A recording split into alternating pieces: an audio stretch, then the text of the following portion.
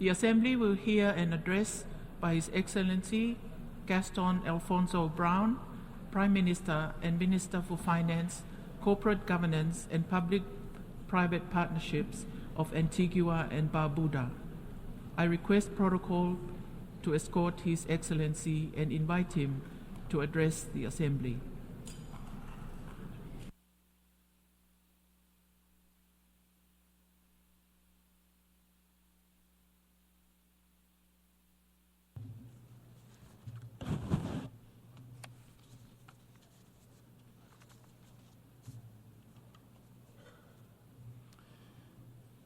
Excellencies, distinguished ladies and gentlemen, today we all stand at the edge of a precipice.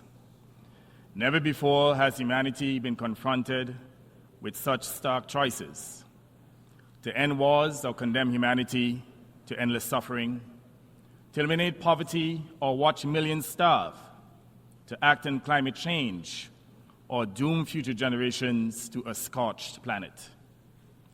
The choices we make today here in this Assembly and in every institution of governance will shape the survival of entire nations and the future of our world.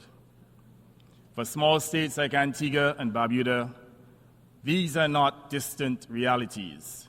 They are existential threats. Our islands are on the front lines of a climate catastrophe that we did not cause, a debt crisis we did not create, and conflicts in which we have no part. And yet, we suffer the heaviest toll. The world is at a pivotal point, and inaction is no longer an option for any of us. Small island developing state SIDS are the first to suffer, but we certainly will not be the last. All will be consumed if we continue to dither and delay. SIDS have learned to fight for survival against the rising seas and violent storms. But today, we must also fight for something greater: the survival of justice, of equity, peace, and human dignity itself. The time for games and lofty rhetoric has passed. We demand committed, concrete action, and we demand it now. We do not do so only for ourselves, but for all of humanity. The Fourth United Nations Conference on Small Island Developing States, SIDS-4, is a pinnacle of monumental achievement, a milestone that marks not only our collective progress as SIDS, but also our unrelenting resolve. SIDS-4 gave birth to the Antigua and Barbuda Agenda for SIDS, the ABAS, a renewed declaration for resilient prosperity. This agenda is not just a roadmap for the future, it is a lifeline for now. For SIDS, the ABAS represents the difference between thriving and perishing. It's our roadmap to a prosperous future. At its core is the SIDS Center of Excellence, built by SIDS for SIDS. This center is intended to be more than just an institution. It is an instrument for meaningful change, a center for groundbreaking technologies, revolutionary processes, and certainly pioneering solutions.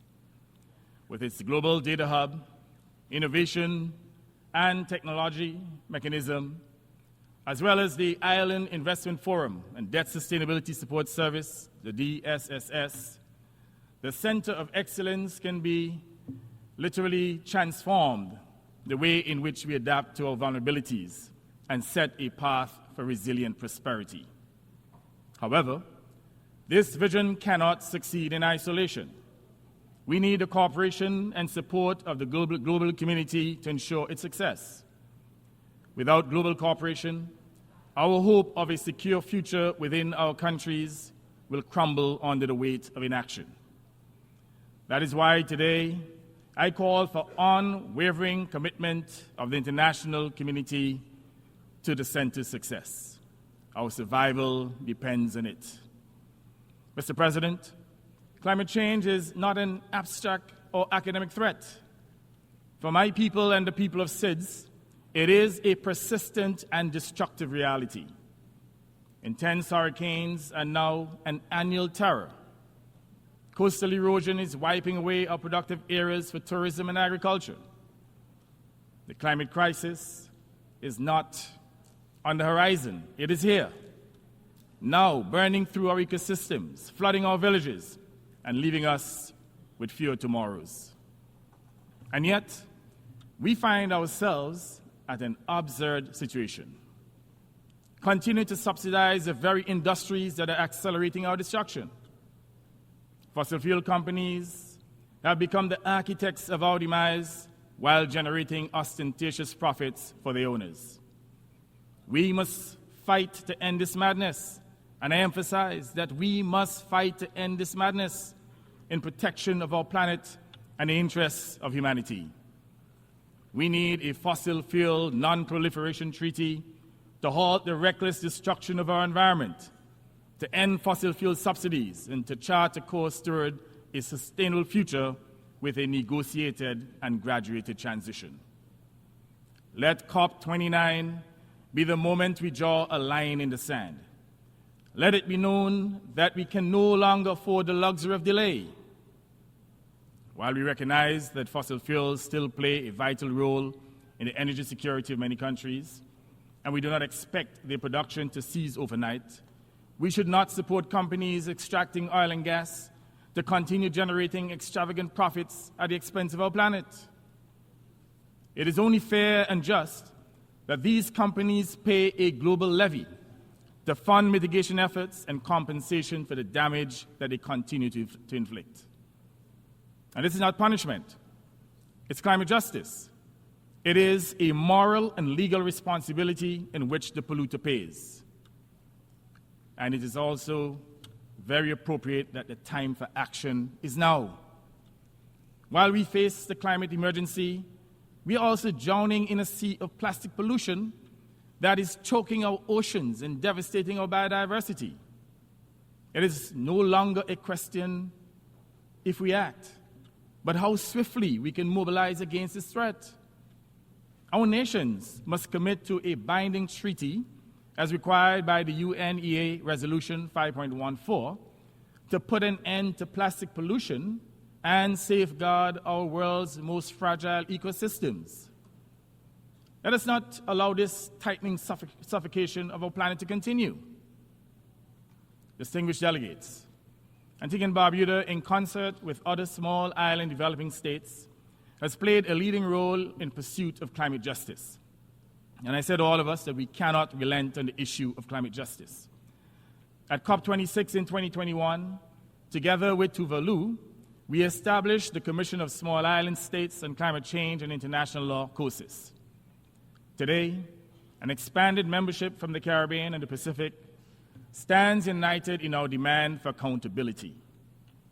In 2022, the Commission sought the first ever advisory opinion from the International Tribunal for the Law of the Sea on the obligations of states to mitigate greenhouse gas emissions. In May of this year, the tribunal rendered a historic opinion affirming that major polluters are under legally binding obligation to protect the oceans and, by extension, small island states from the catastrophic harm of climate change. This precedent sets the stage for the advisory proceedings now before the International Court of Justice, initiated under the leadership of Vanuatu, with the co-sponsorship of Antigua and Barbuda and other SIDS. It is remarkable that the smallest nations are those driving this global response to the greatest threat to human survival. Yet, despite our efforts, the COP process continues to fail us. Instead of limiting global warming to 1.5 degrees Celsius, an essential threshold for our survival, the world is hurtling towards a disastrous 2.8 degrees centigrade rise. This is nothing less than a death sentence for small island states. But it is also a harbinger for grief for the rest of the planet. We must demand that major polluters not only respect their obligations on international law, but also compensate us for the loss and damages that we have suffered. Those who preach about a rule-based international order must now lead by example. Rules must apply equally to all, including the mighty, not just to the poor and powerless. At COP29, we expect no further delay in the capitalization and operationalization of the Loss and Damage Fund for which we have struggled so long and certainly so hard. Equity and fairness demand it. Mr. President, the fight for survival is not just about climate. It's about financial justice, reparatory justice, and other injustices and equity. The international financial system is skewed, outdated, and unjust, literally punishing the most vulnerable while rewarding the already rich and prosperous with favorable terms for their financial instruments. For too long, small states like mine have been shackled by debt we did not cause, debt that arose from recovery spending on recurring disasters that are beyond our control. We cannot achieve climate justice without addressing the structural inequities in the international financial architecture. It is time to lift the burdens that keep us bound to the past and unable to invest in our future. The SIDS Debt Sustainability Support Service is a critical mechanism that can provide tailored solutions, utilizing debt for climate swaps, debt relief, repurposing of SDRs and carbon pricing funding to help us escape the cycle of unsustainable debt. This is not charity. It is the justice of financial inclusion. And in the end, by remedying past injustices, it will establish a world that is fairer, more just, and more at peace with itself. Excellencies, the adoption of the Multidimensional Vulnerability Index, the MVI, which Antigua and Barbuda was honored to help advance in this organization, offers a path towards correcting the imbalance of unjust treatment accorded to small and vulnerable nations. It is a vital tool designed to acknowledge the complexities we face, not just in terms of limited economic capacity and other structural vulnerabilities and a lack of resilience, but also in our exposure to myriad external shocks. International financial institutions must act on this, integrating the MVI into their policies to ensure that support is targeted where it is most needed. The work has been done. The case has been made. The arguments are irrefutable. There can be no just and sustaining reform of the World Bank, other IFIs, and multilateral banks without their effective implementation and use of the MVI. There can be no legitimate excuse for failing to utilize the MVI. As I said before, the arguments for its use are irrefutable and just. Mr. President, these initiatives which SIDS have undertaken are a small component of the wider and more fundamental necessity for reform of the international financial architecture to provide greater funding accessibility and better terms to include lower interest rates and longer maturity transformations. They are part of the wider need for change to effectively address the historic imbalances against SIDS, including financial exclusion. The international financial institutions and the nations that sit on their controlling boards must develop bespoke funding instruments that meet the needs of small, vulnerable states and other developing countries, taking into consideration their vulnerabilities and lack of resilience. Mr. President, we must also recognize that the principles of justice and equity we champion here apply equally to all nations and are conditions precedent for a peaceful world. In this spirit, Antigua and Barbuda calls for the end of the designation of Cuba as a state sponsor of terrorism and for the lifting of the long-standing, senseless embargo that has restricted its economic development. The time has come to cast off the chains of this outdated measure, which no longer serves the interests of our modern, interconnected world. Let us work together toward a future built on mutual respect and cooperation, where Cuba, like all nations, can fully participate in the global community. This is not a matter of politics. It's a matter of fairness and human dignity. the delegitimization of governments based on ideological differences, utilizing misinformation and disinformation, including atrocity propaganda, serves no useful purpose, but creates unnecessary tensions and conflicts. Let's embrace and respect our differences, standing in solidarity with each other in defense of global peace and prosperity. Excellencies, I wish now to address the grave issue of small arms and light weapons that are routinely exported from wealthy nations to our shores, creating havoc and instability. I call on the United States and other small arms and light weapons producing countries to put systems in place to curb the exportation of these lethal weapons to our shores. They are causing immense harm.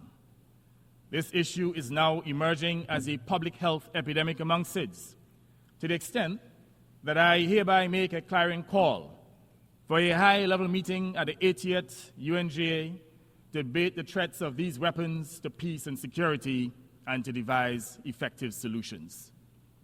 Antigua and Barbuda cannot remain silent as innocent lives are destroyed and generations are condemned to fear and hatred.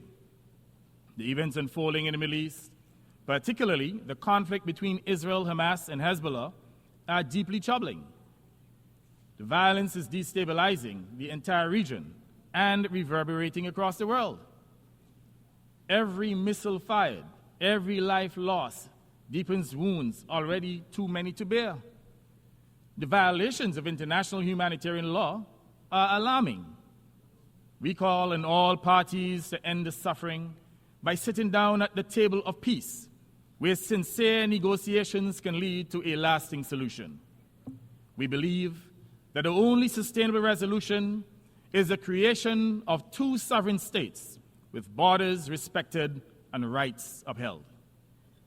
It is time for the people of this region and all conflict zones to end these conflicts and to give peace a chance. Let us give peace a chance.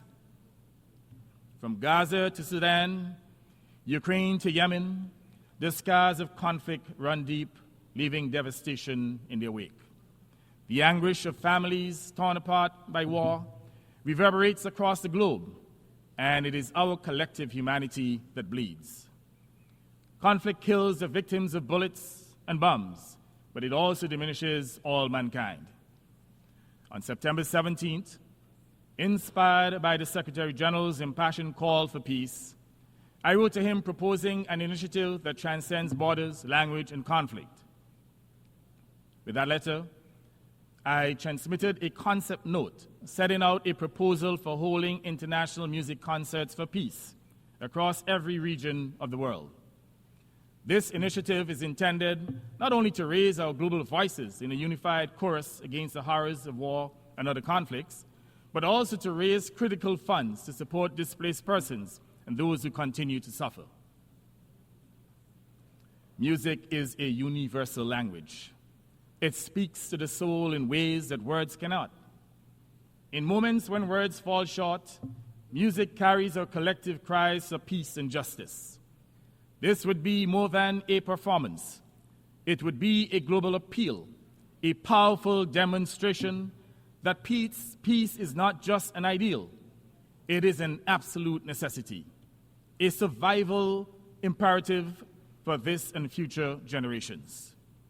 I call on all nations, large and small, to support the concept of international music concerts for peace. Mr. President, the world is crumbling under the weight of crises, to include poverty, wars, pandemic, and the climate devastation. We are at a defining moment, and the choices we make now will determine the fate of every nation, large and small. We can end these grave challenges, but it requires more than words. It demands decisive, concrete, unified action. Antigua and Barbuda, like all small states, does not stand on the sidelines.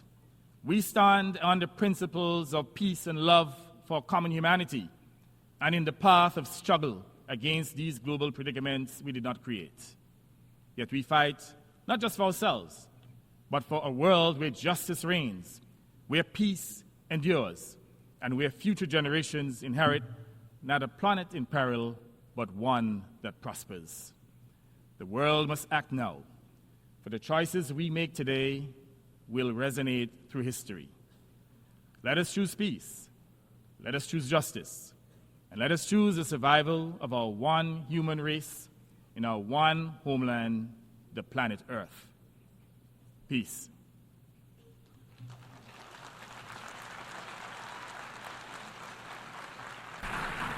On behalf of the Assembly, I wish to thank the Prime Minister and Minister for Finance, Corporate Governance, and Public-Private Partnership of Antigua and Barbuda. The Assembly will hear an address by His Excellency Eddie Rama,